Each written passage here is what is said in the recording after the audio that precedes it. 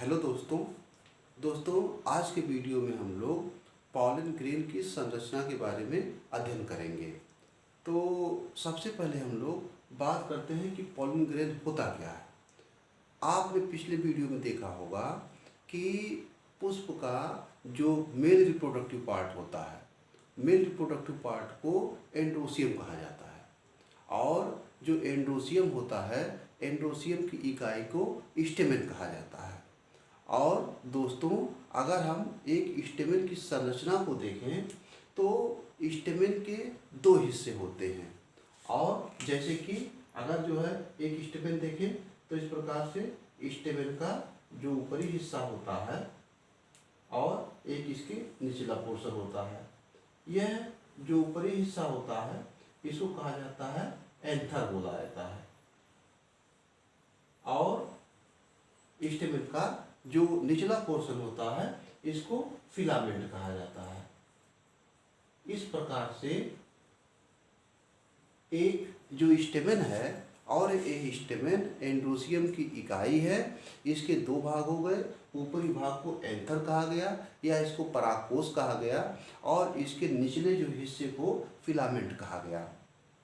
अब ये जो एंथर होता है तो अगर हम क्या करें, किसी एंथर का टीएस काट करके देखें तो इसमें हमको 4 माइक्रोस्पोर एंजिया दिखाई देती हैं। और दोस्तों यह जो माइक्रोस्पोर एंजिया होता है इसमें क्या होते हैं, इसमें बहुत सारे पॉलन ग्रेन भरे होते हैं या परागकण भरे हुए होते हैं और परागकणों के बनने की प्रक्रिया को माइक्रोस्पोरोजेनेसिस कहा जाता है। परागकण को मेल गैमेटोफाइट भी कहा जाता है। तो अब जो है हम थोड़ा सा इसकी संरचना के बारे में बात करते हैं कि जो माइक्रोस्पोर एंजिया होता है, माइक्रोस्पोर एंजिया के अंदर क्या होता है कि उसके अंदर पॉलन सैक होता है या पॉलन चैम्बर होता है। पॉलन सैक या पॉलन चैम्बर, इन पॉलन चैम्बर में बहुत सारे पॉलन ग्रेन या माइक्रोस्पोर भरे हुए पाए जाते हैं। और स्टूडेंट्स यहाँ की जो कोशिकाएं होती हैं उन कोशिकाओं को कहा जाता है, ये कोशिकाओं का एक समूह होता है जिसको स्पोरोजीनस टिश्यू कहा जाता है।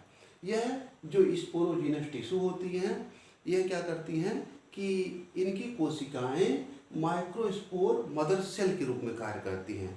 माइक्रोस्पोर मदर सेल का मतलब क्या हो गया कि चूंकि इन्हीं कोशिकाओं में जब अर्धसूत्री कोशिका विभाजन होता है तो उससे माइक्रोस्पोर या पॉलन ग्रेन का निर्माण होता है। तो इसलिए इन कोशिकाओं को माइक्रोस्पोर मदर सेल भी कहा जाता है। और ये कोशिकाएं कहाँ पर होती हैं, ये कोशिकाएं पॉलन सैक में होती हैं, पॉलन चैम्बर में होती हैं। इन कोशिकाओं में मियोसिस डिवीजन या रिडक्शनल डिवीजन होता है और फिर क्या होता है कि इसके बाद जो संरचनाएं बनती हैं उनको माइक्रोस्पोर कहा जाता है या उसको पॉलन ग्रेन कहा जाता है। यह हम लोगों को पता है कि मियोसिस सेल डिवीजन में एक कोशिकाओं से 4 कोशिकाओं का निर्माण होता है और ये जो कोशिकाएं बनती हैं इन कोशिकाओं में गुणसूत्रों की संख्या मदर सेल की तुलना में आधी हो जाती है। तो इस प्रकार से जो माइक्रोस्पोर मदर सेल होता है जो कहाँ पर होता है, पॉलन सैक में होता है या पॉलन चैम्बर में होता है। इनमें मियोसिस डिवीजन के बाद माइक्रोस्पोर या पॉलन ग्रेन का निर्माण होता है और एक माइक्रोस्पोर मदर सेल से 4 क्या होता है, माइक्रोस्पोर या पॉलन ग्रेन का निर्माण होता है। इसीलिए इसको माइक्रोस्पोर टेट्राड भी कहा जाता है। टेट्राड का मतलब क्या हो गया, डाई, ट्राई और टेट्रा। क्योंकि यहाँ पर एक पॉलन ग्रेन मदर सेल से 4 पॉलन ग्रेन का निर्माण हो रहा है, इसीलिए इसको माइक्रोस्पोर टेट्राड कहा जाता है। टेट्रा का मतलब 4 होता है। तो यह जो हमने आपको बताया यह परागकण या पॉलन ग्रेन या मेल गैमेटोफाइट के निर्माण की प्रक्रिया हुई। और दोस्तों अब हम लोग अपने टॉपिक पर आते हैं। हमारा जो टॉपिक है पॉलन ग्रेन का स्ट्रक्चर के बारे में बात करेंगे। अभी हमने आपको बताया कि पॉलन ग्रेन बनता कैसे है। पॉलन ग्रेन के निर्माण की प्रक्रिया को माइक्रोस्पोरोजेनेसिस कहा जाता है। तो दोस्तों अगर हम पॉलन ग्रेन की संरचना के बारे में बात करें तो जो पॉलन ग्रेन होता है, पॉलन ग्रेन दो मेम्ब्रेन से घिरी हुई एक संरचना होती है। इसमें जो आउटर मेम्ब्रेन होती है, आउटर मेम्ब्रेन का मतलब होता है कि जो मेम्ब्रेन बाहर की ओर है, चित्र में आप लोग देख रहे होंगे, तो उसको कहा जाता है एक्साइन कहा जाता है। और यह जो एक्साइन होता है यह पॉलन ग्रेन के ऊपर एक हार्ड कवरिंग होती है, या हम इसको दूसरे शब्दों में कह सकते हैं कि पॉलन ग्रेन के ऊपर क्या होता है, एक कठोर परत चढ़ी हुई होती है, और इस परत को क्या कहा जाता है, एक्साइन कहा जाता है। और यह जो एक्साइन होता है यह डिसकंटिन्यूअस लेयर है। डिसकंटिन्यूअस लेयर का मतलब क्या होता है कि चूंकि जो पॉलन ग्रेन होता है, प्रत्येक पॉलन ग्रेन में कुछ जगहों पर जर्मपोर पाए जाते हैं, और ये जो जर्मपोर होते हैं इनका काम क्या होता है कि जब पॉलन ग्रेन का जर्मिनेशन होता है या अंकुरण होता है तो उन जगहों से पॉलन ट्यूब का निर्माण होता है, इसीलिए इन जगहों को क्या कहा जाता है, जर्मपोर कहा जाता है। और यह जो जर्मपोर होता है, इन जगहों पर जो एक्साइन की जो लेयर होती है वह डिसकंटिन्यूअस होती है, और यह जो एक्साइन होता है यह किसका बना हुआ होता है, स्पोरोपोलिनिन का बना हुआ होता है। तो दोस्तों यह जो स्पोरोपोलिनिन है यह क्या है, यह एक्साइन जो परागकण का बाह्य मेम्ब्रेन है या बाह्य झिल्ली है, यह स्पोरोपोलिन का बना हुआ होता है। और जिन जगहों पर जर्मपोर होता है उन जगहों पर यह जो मेम्ब्रेन होती है वह बहुत पतली होती है या वहाँ पर अनुपस्थित होती है, क्योंकि जिससे इन्हीं जगहों से पॉलन ट्यूब बाहर निकल करके आती है। इस प्रकार से यह जो एक्साइन की जो मेम्ब्रेन होती है या जो स्पोरोपोलिनिन की मेम्ब्रेन होती है, इसकी कुछ विशेषताएं होती हैं। जैसे यह क्या करता है कि यह परागकण को या पॉलन ग्रेन को मोस्ट रेजिस्टेंट बनाता है। मोस्ट रेजिस्टेंट का मतलब क्या होता है कि यह प्रतिरोधी होती है, इस पर जो है किसी चीज़ का असर नहीं होता है, या हम उसको दूसरे भाषा में कह सकते हैं कि यह क्या करता है कि यह पॉलन ग्रेन को हाई टेम्परेचर से बचाने का काम करता है। जब तापमान बहुत ज़्यादा हो जाता है तो यह एक्साइन की मेम्ब्रेन जो कि स्पोरोपोलिनिन की बनी हुई होती है, यह क्या करती है कि अधिक टेम्परेचर को सहन कर सकती है, मतलब पॉलन ग्रेन को कोई नुकसान नहीं होने पाएगा।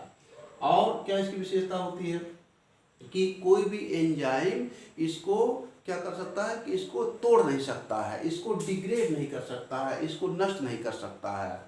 और इसकी कुछ विशेषताएं और होती हैं कि यह जो स्पोरोपोलिनिन होता है, स्पोरोपोलिनिन जो कि अभी हमने बताया कि जो एक्साइन है वह स्पोरोपोलिनिन की बनी हुई होती है, और इसी स्पोरोपोलिनिन के आवरण के कारण जो पॉलन ग्रेन होता है उसको फॉसिल्स के रूप में इसको सुरक्षित रखा जा सकता है, काफ़ी समय तक इसको सुरक्षित रखा जा सकता है। तो इस प्रकार से यह हमने एक्साइन के बारे में बात किया। अब हम बात करते हैं जो पॉलन ग्रेन है इसके अंदर की जो मेम्ब्रेन है। तो आप लोग चित्र में देख रहे होंगे कि यह जो इसके भीतर की जो लेयर है इसको क्या कहा जाता है, इसका नाम होता है इंटाइन। और यह जो पॉलन ग्रेन का जो इंटाइन वाला मेम्ब्रेन होता है यह एक्साइन की तुलना में पतला होता है। और क्या विशेषता होती है कि यह जो लेयर होती है यह कॉन्टिन्यूअस लेयर होती है। कॉन्टिन्यूअस लेयर का मतलब क्या है कि पॉलन ग्रेन में जिन जगहों पर जर्मपोर होता है उन जगहों पर भी इसकी लेयर मौजूद होती है। और यह किसका बना हुआ होता है, यह जो इंटाइन वाला पोर्शन होता है यह सेलुलोज का या पेक्टिन का बना हुआ होता है, या हम कह सकते हैं कि जो इंटाइन होता है वह सेलुलोज और पेक्टिन का बना हुआ होता है। सेलुलोज और पेक्टिन दोनों ही कार्बोहाइड्रेट के रूप हैं। तो इस प्रकार से ये जो पॉलन ग्रेन होता है यह दो मेम्ब्रेन से घिरा हुआ होता है, एक साइन मेम्ब्रेन और इंटाइन मेम्ब्रेन। अब हम लोग इसके अंदर जो संरचनाएं होती हैं उसके बारे में चर्चा करते हैं। तो इसके अंदर क्या होता है, वैक्यूल होती है, रिक्तिका होती है, और जो पॉलन ग्रेन होता है इसके अंदर का जो साइटोप्लाज्म होता है वह डेंस होता है या सघन होता है। और ये जो पॉलन ग्रेन है, प्रत्येक पॉलन ग्रेन के अंदर एक न्यूक्लियस होता है, और दोस्तों ये जो न्यूक्लियस होता है वह हैप्लॉइड होता है। हैप्लॉइड क्यों होता है, क्योंकि अभी हमने इस पर बात किया था कि पॉलन ग्रेन का निर्माण जो है यह मियोसिस सेल डिवीजन के द्वारा होता है, और यह जो मियोसिस सेल डिवीजन होता है यह कहाँ पर होता है, माइक्रोस्पोर मदर सेल में होता है। और माइक्रोस्पोर मदर सेल में मियोसिस सेल डिवीजन के बाद माइक्रोस्पोर टेट्राड का निर्माण हुआ। इसलिए प्रत्येक पॉलन ग्रेन, प्रत्येक परागकण, या जिसको माइक्रोस्पोर भी कहा जाता है, इसको मेल गैमेटोफाइट भी कहा जाता है, तो यह हैप्लॉइड स्ट्रक्चर होता है। और इसमें जो न्यूक्लियस होता है वह हैप्लॉइड होता है। तो एक बात यहाँ पर स्पष्ट जान लें कि पॉलन ग्रेन हमेशा हैप्लॉइड होता है। और अब इसकी संरचना के बारे में हमने बताया, अब थोड़ा सा चर्चा करते हैं कि जो पॉलन ग्रेन है तो जब वो मेच्योर हो जाता है, पॉलन ग्रेन जो मेच्योर पॉलन ग्रेन होता है इसमें दो तरह की कोशिकाएं होती हैं, और ये जो कोशिकाएं होती हैं ये बनती कैसी हैं, तो इसका जो न्यूक्लियस होता है, जो न्यूक्लियस होता है वह डिवाइड होता है, और डिवाइड होकर के यह दो प्रकार की कोशिकाएं बनाता है। इसमें से एक कोशिका को वेजिटेटिव सेल कहा जाता है और दूसरी कोशिका को जनरेटिव सेल कहा जाता है। जो वेजिटेटिव सेल होता है वह कैसा होता है, वह बड़ा होता है, और उसमें जो भोज्य पदार्थ होता है या जो रिजर्व फूड होता है वह पर्याप्त मात्रा में पाया जाता है, और इसका जो न्यूक्लियस होता है वह बड़ा होता है।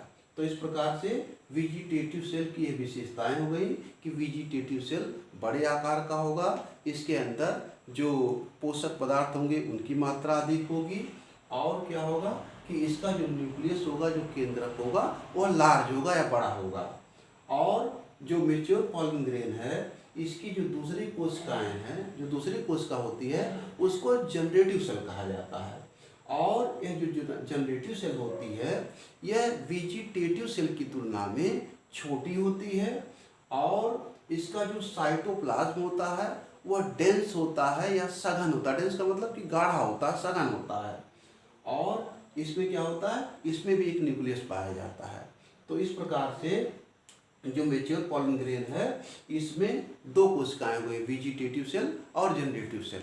दोस्तों फिर क्या होता है कि जब पॉलन ग्रेन का डेवलपमेंट होता है तो इसमें यह जो दूसरी सेल होती है जिसको जनरेटिव सेल कहा जाता है, इसमें माइटोसिस सेल डिवीजन होता है, और इस प्रकार से क्या होता है कि माइटोसिस सेल डिवीजन के बाद जो जनरेटिव सेल होती है इससे दो मेल गैमीट या नर युग्मकों का निर्माण होता है।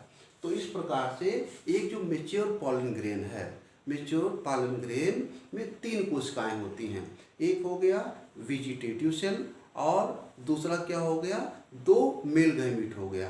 तो यह जो पॉलन ग्रेन है वह 3 सेल्ड स्ट्रक्चर होता है, और यह जो दो मेल गैमीट बना यह किससे बनता है, यह जनरेटिव सेल से बनता है। तो दोस्तों आज की वीडियो में इतना ही, और जो है मिलते हैं आपसे अगले वीडियो में। तब तक इस वीडियो को अधिक से अधिक लाइक करें, सब्सक्राइब करें और शेयर करें।